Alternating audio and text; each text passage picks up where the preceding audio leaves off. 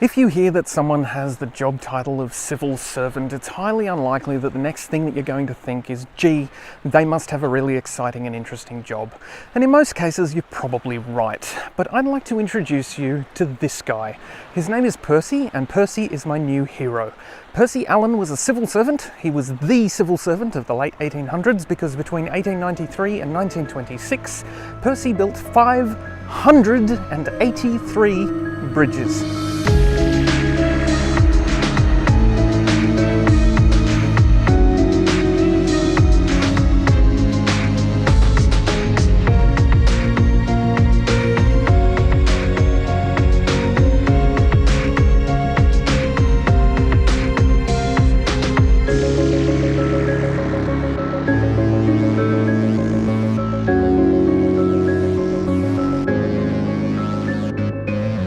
Percy Allen was born in Elizabeth Street, Sydney in 1861. He was educated in Redfern, and at the age of 17 he joined the New South Wales Government Works Department as a cadet. Percy was an avid footballer for the Newtown Football Club, and he even toured New Zealand both as a player and later as a referee. He climbed the corporate ladder, becoming assistant draftsman in 1882, chief draftsman in 1889, and was appointed assistant engineer for bridge design in 1895 before being swiftly promoted to engineer in charge.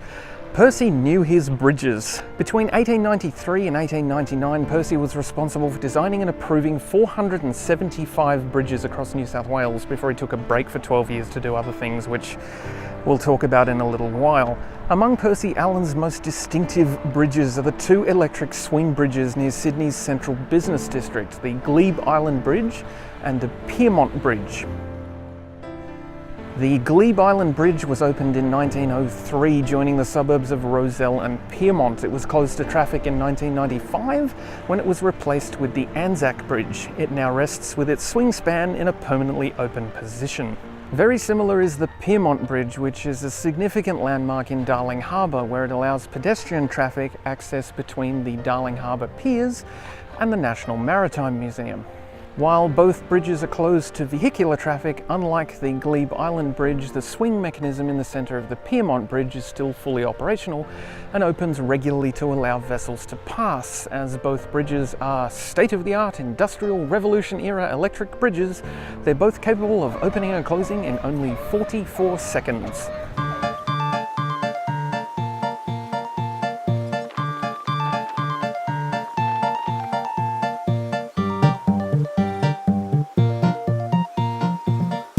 I mentioned earlier that Percy took a break from bridge engineering. In 1900, Mr. Allen was appointed Principal Assistant Engineer for Rivers, Water Supply and Drainage, an exciting title that left him responsible for, among other things, fixing the sewage systems for both Sydney and Newcastle, including the development of new sewage pumps, and pretty much designing the whole of Newcastle's sewer system.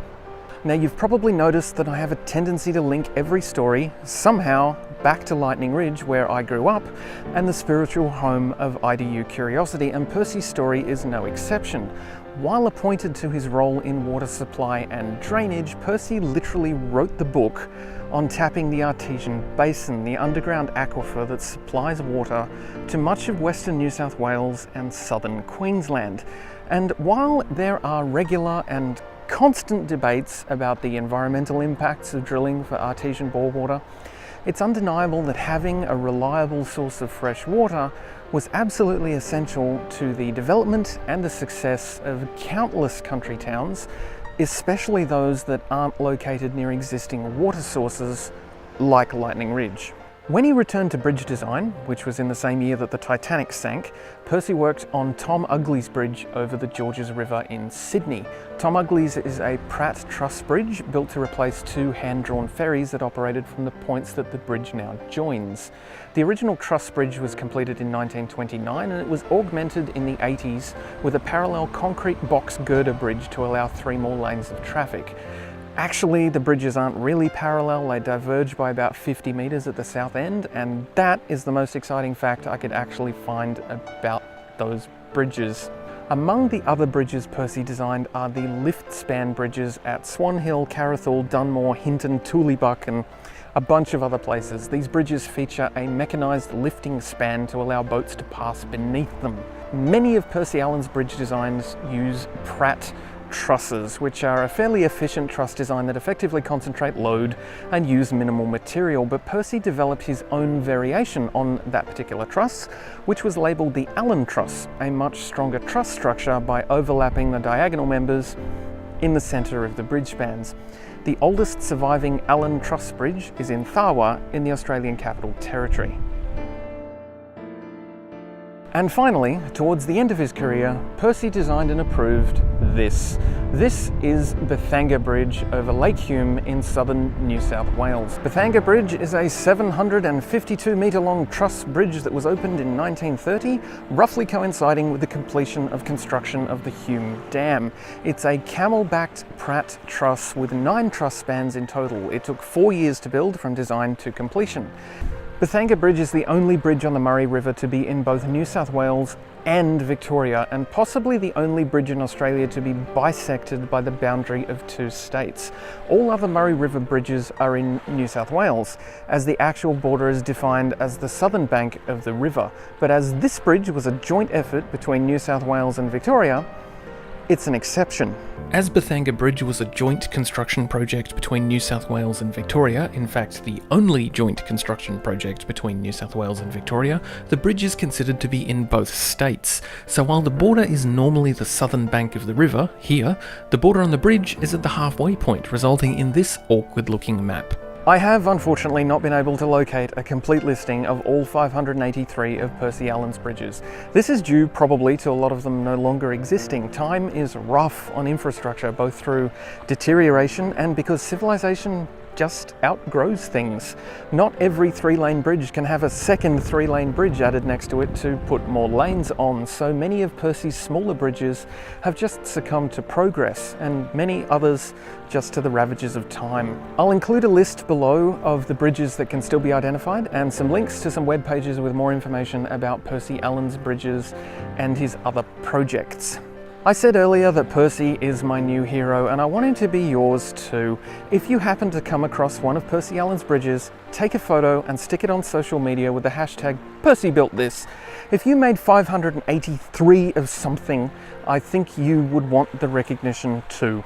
And of course, I'm telling a story about a man who did his work during the Industrial Revolution, and he built this bridge before my grandparents were born, so I don't think it'll come as a surprise that there's no super happy ending to this story. Percy retired from bridges and pipes in 1926, 1 year before this bridge was completed, and he died 4 years later. He was buried at South Head Cemetery. But he left a legacy of timber and steel. Civil servants may not seem like the most exciting people, but if you've ever driven from A to B in New South Wales, there's a very good chance you've got Percy Allen to thank for getting you safely over a river somewhere. Thank you for watching this video, in which I indulged my love of big things built by humans. We're impressive creatures and we can do impressive things. And while I realise Percy wasn't out here personally lifting bricks and hammering rivets, the whole point is that he engineered 583 bridges. I don't think I've built 583 of anything in my life. If you enjoyed this video, please consider subscribing. There's a big red button down there somewhere that will let you do that, and then you won't miss out on future videos, most of which probably won't be about bridges. Thank you for watching.